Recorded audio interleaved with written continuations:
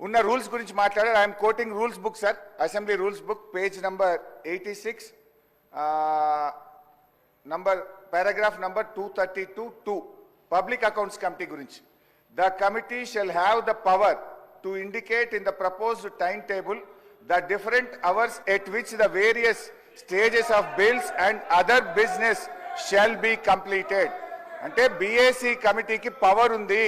Shell అక్కడ ఏమన్నది, shall have the power అని స్పష్టంగా చెప్పారు. BACలో ఏ బిల్లులు పెట్టాలి, ఎప్పుడు పెట్టాలని చర్చించిన తర్వాతనే పెట్టాలని రూల్స్ బుక్ చెప్తుంది.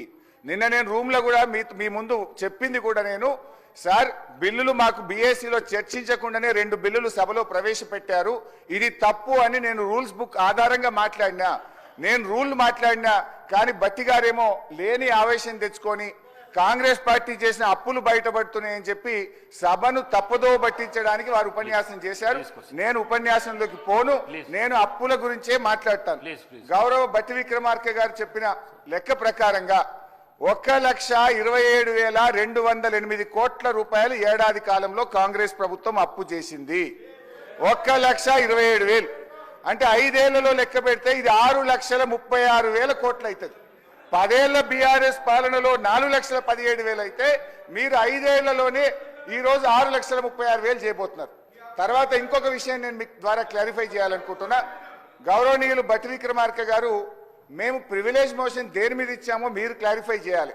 దాదాపు 20 మంది కాంగ్రెస్ బీఆర్ఎస్ ఎమ్మెల్యేలు అందరం మీ దగ్గరికి వచ్చి మేము ఇచ్చిన ప్రివిలేజ్ మోషన్ దేని మీద అధ్యక్ష మీరే చెప్పాలి. వారేదో నేను మధురలో మాట్లాడిన దాని మీద ప్రివిలేజ్ మోషన్ ఇచ్చినామని సభను తప్పుదో పట్టించే ప్రయత్నం చేసినారు.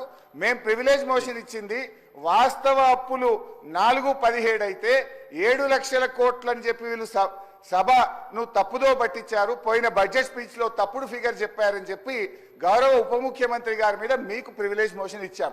కానీ వారు ఇప్పటిదాకా ఏం మాట్లాడినరు, లేని ఆవేశం తెచ్చుకొని వ్యవసాయ కూలీలకు ఇయ్యద్దా, మీరు దాని మీద ప్రివిలేజ్ మోషన్ ఇస్తారా అన్నారు.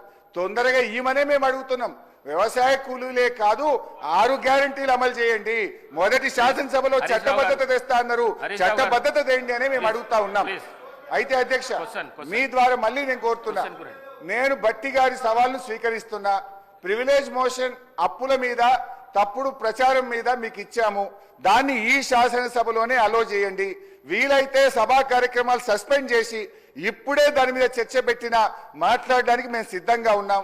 లేదు మీ కన్వీనియన్స్ ప్రకారంగా ఈ సమావేశాలు ముగిసే లోపు అప్పుల మీద మీరు చర్చ పెట్టండి, వాస్తవాలు రాష్ట్ర ప్రజలకు తెలవాల్సినటువంటి అవసరం ఉంది. దయచేసి మా ప్రివిలేజ్ మోషన్ ను మీరు అలో చేయాలని చెప్పి మిమ్మల్ని కోరుతా ఉన్నాం.